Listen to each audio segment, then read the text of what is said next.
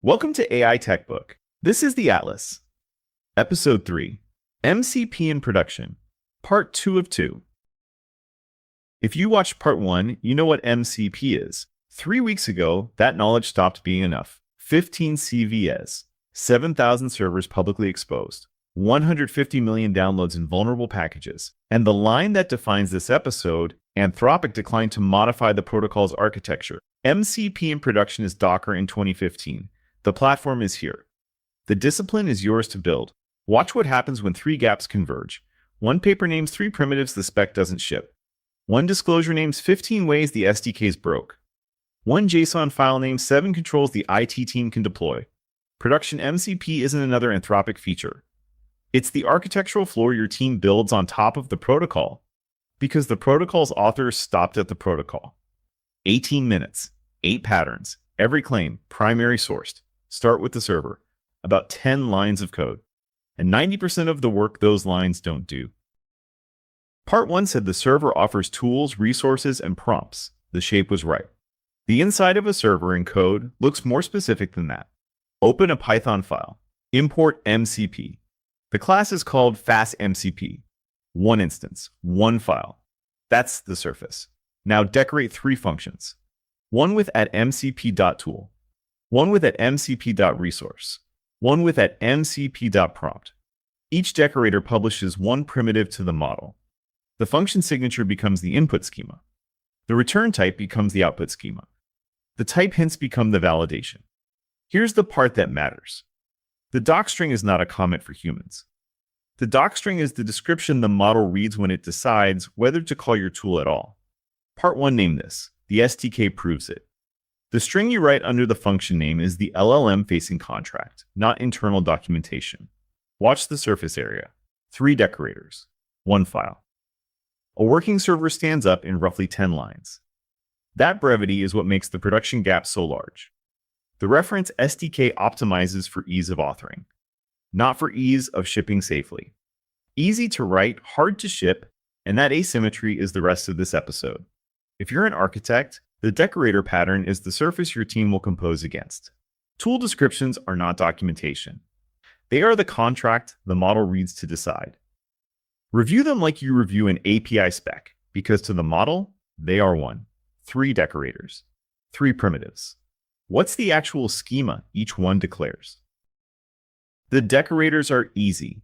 The schemas are where the bugs live, and where the model decides whether to call your tool at all.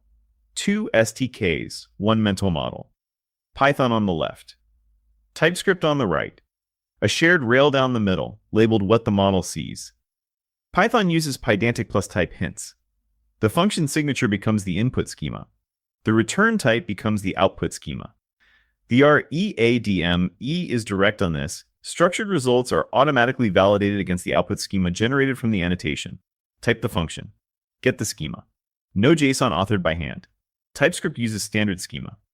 Zod version 4 is the default, and the SDK is explicit that you can bring Validate archetype or any compatible library. The validator is your choice. The protocol just reads the result. Now watch the docstring become the description. The function name becomes the tool name. The type hint becomes the input parameter spec. The model reads all 3. Part 1 said the description is the highest leverage field. The SDKs make it the docstring in both languages. Resources work the same way. @mcp.resource declares a URI template. Path parameters bind from the URI. Prompts work the same way. @mcp.prompt declares a templated workflow the user invokes by name. 3 decorators, 1 pattern. The protocol surface stays small on purpose. If you're a developer, this is the floor. Roughly 10 lines of Python. A little more in TypeScript. And a working MCP server, schema typed, that the model can call. Everything after this scene is what those 10 lines don't do. The server is up. The schemas are typed. The model can reach your tools. Now, how does the model authenticate to you? Part 1 said OAuth was the auth mechanism. The spec is more specific. 5 RFCs and 1 mandatory ceremony every remote MCP server runs. Picture a wire diagram. Client on the left. MCP server on the right. Authorization server above. 5 numbered arrows. Step 1. The client hits the MCP server unauthenticated. The server returns 401, with a www authenticate header that names the protected resource metadata URL. Step 2. The client fetches that metadata. Step 3. The client reads the authorization server's array and fetches the authorization server's metadata. Step 4. The client runs OAuth 2.1 with PKCE, the S256 method, plus the resource parameter from RFC 8707. Step 5. The server validates the token's audience claim and processes the request. Watch the resource parameter. It goes in both the authorization request and the token request. Why both? Because the access token must be issued for this MCP server, not a different one. That's how the protocol prevents the confused deputy attack. A token for server A cannot be replayed against server B. Now the rules underneath. PKCE is mandatory. S256 is mandatory. Refresh token rotation is mandatory for public clients. HTTP is mandatory except for localhost, the one exemption that makes the CLI flow work. If you're a developer, the shape is fixed. You don't pick. The spec picks. Your job is 3 things. Wire the well-known endpoint. Validate the audience claim. Never pass the client's token through to an upstream API. 2 well-known endpoints. How does the client find the first one? RFC 9728 is the answer. Mandatory. 12 lines of JSON. Every MCP client and every MCP server has to agree on one URL before authentication can start. The spec picked it. The endpoint is /.wellknown/oath protected resource. At the root or path prefixed if the server lives under a subpath. The JSON body names the authorization servers, the supported scopes, and the resource URL itself. Watch how the client finds the authorization server. It doesn't guess. It doesn't read a config file. It fetches one URL, reads one JSON body, and follows the chain to the authorization server metadata through RFC 8414 or OpenID Connect Discovery. Discovery is the bootstrap. After that, every step is standard OAuth RFC plumbing the wider ecosystem already runs. If you're a technical PM, this is what makes MCP servers portable across clients. No vendor-specific discovery. A clean handshake. Then in April, 15 CVEs landed across the SDKs. How? If you're following along, the next scene is the reason this episode exists. Subscribe to AI Tech Book, The Atlas. Production architecture playbooks for teams building with Claude. Same depth, same playbook. Next episode previewed at the end. 15 CVEs across the SDKs. Anthropic declined to patch the architecture. What team shipped anyway? 3 weeks before this video published, the MCP supply chain disclosure window opened. 15 CVEs across every reference SDK that matters. The Anthropic SDK, the TypeScript SDK, the Java SDK, the Rust SDK, plus LangChain, plus FastMCP, plus browser use, plus AWS Labs, plus NVIDIA. The attribution chain matters. OX Securities Research surfaced 10 of the 15. 4 additional CVEs were filed by independent reporters in the same window. Together, the disclosure names every reference implementation on which the ecosystem actually runs. 4 attack classes. Unauthenticated command injection through the standard I/O interface. Authenticated command injection with hardening bypass. Zero-click prompt injection in MCP configuration edits, affecting multiple AI coding assistants. And command injection through the marketplaces themselves. Then the line. Anthropic, in the reporting on the disclosure, declined to modify the protocol's architecture, citing the behavior as expected. The protocol stays. The framing that the standard I/O transports behavior is the secure default, and that input sanitization between configuration and the subprocess spawn is the host application's responsibility. That framing is Anthropic's position, not the developer's request. Hold on that for a moment. 7,000 publicly accessible servers exposed, 150 million downloads in the vulnerable packages, and the architectural posture did not change. This is what Docker felt like in 2015. The container runtime was public. The orchestration discipline wasn't yet. Every team shipping containers had to build its own. MCP is exactly there 3 weeks ago. If you're an architect, your threat model assumes the protocol does not sanitize. Configuration data flows into a subprocess spawn. Treat every external MCP configuration as untrusted. Sandbox the server processes. Block public IP access.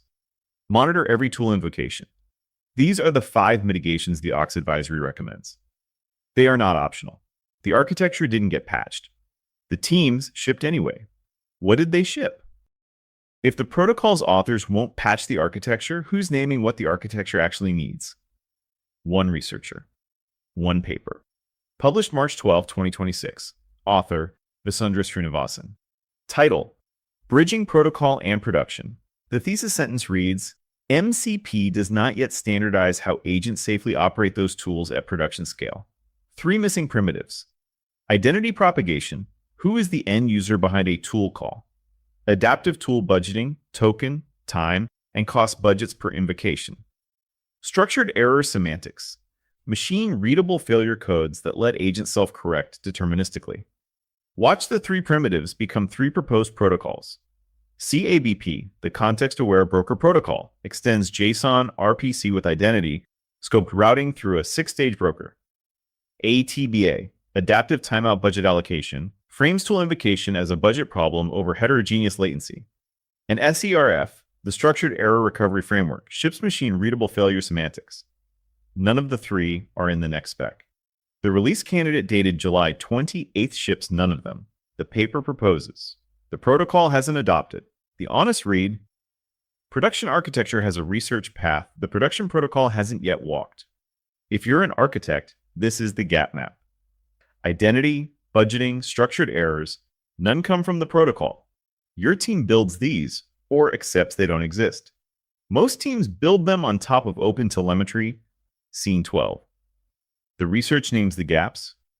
The ecosystem has to verify trust somewhere. Where? Your team adopts an MCP server. The decision your team is implicitly making, which tier of trust does it come from? 3 columns. Stagger them onto screen. Tier 1, the Anthropic directory at claude.ai/directory. Anthropic's framing is direct. It reviews connectors against listing criteria, but doesn't security audit any server. Listing reviewed, not security audited. Tier 2, the MCP registry at modelcontextprotocol.io. Namespace authenticated through DNS package scan through NP meters and PyPI. The registry's framing, it focuses on namespace authentication and metadata, while relying on the broader ecosystem for security scanning. Names validated. Code not. Tier 3, direct install. Any URL. Any command. 0 verification. Watch the 3 columns settle. The directory verifies the publisher exists. The registry verifies the name belongs to the publisher. Neither verifies the code is safe. Tier 3 verifies nothing. This isn't negligence. It's the explicit ecosystem partition. The protocol delegates trust to package registries, which produced the CVEs 3 weeks ago. The trust model is composed, not centralized. If you're a technical PM, your procurement question is which tier each server comes from. Tier 1 for production. Tier 3 for personal experiments only. One case study of a team that picked Tier 1 and runs it weekly. Theory ends here. One named team, one named workflow, one named cost number. Sentry's MCP server lives at metercp.sentry.dev/mcp OAuth 2.0 with verbatim from Sentry, no long-lived API tokens on disk. Open source. 694 GitHub stars. Roughly 85,000 weekly MP meters downloads as of May. Setup time, 15 to 20 minutes. Difficulty, beginner. And the Monday 9 a.m. triage workflows documented in Sentry's own cookbook. Watch the operational economics. Sentry's cookbook says, verbatim, a typical run analyzing 3 to 5 slow endpoints costs a few cents in token usage. No separate infrastructure cost, no CI minutes, no cloud functions, no servers. The MCP server is hosted by Sentry. Your team runs Claude code locally. The bill is the model tokens. And the honest caveat, Sentry's own docs say, Seer is optimized for error type issues. For performance issues like N+1 queries, Seer may not return a fix. Claude code falls back to direct trace analysis. Real production workflows have edge cases. The cookbook documents them. If you're a developer, this is the floor of a working MCP integration. 15 minutes of setup, 0 infrastructure. A few cents per run. The integration is what changes the workflow, not the AI. One team, one workflow. Your team has hundreds of developers. How does the IT department gate which MCP servers each one of them can actually run? Anthropic shipped exactly one production governance mechanism for MCP most teams don't know it exists. The file is named managed-mcp.json. On macOS, the path is /library/application support/Claude code. On Linux, /etc/Claude code. On Windows, under program files inside Claude code. Deployed through MDM, Jamf, Intune, group policy, or any process with admin privileges. The docs are explicit. This cannot be delivered through server managed settings. It has to be a system file. Now, watch the 7 control patterns stack on screen. 1. Disable MCP entirely. 2. Fix deployment with a curated server set. 3. Approved catalog, using allowed mixed servers with the lockdown flag turned on. 4. Plugin servers only. 5. Soft allow list that users can extend. 6. Deneta list only. 7. No restrictions. 1 JSON file. 7 shipping shapes. The evaluation order is published verbatim. Merge the lists, check the Deneta list, check the allow list. Nothing overrides a Deneta list match. The allow list uses 3 match keys, server role, server command, server name, and the spec is explicit on this verbatim from the warning callout. An allow list that uses only server name entries is not a security control because the name is the label a user assigns.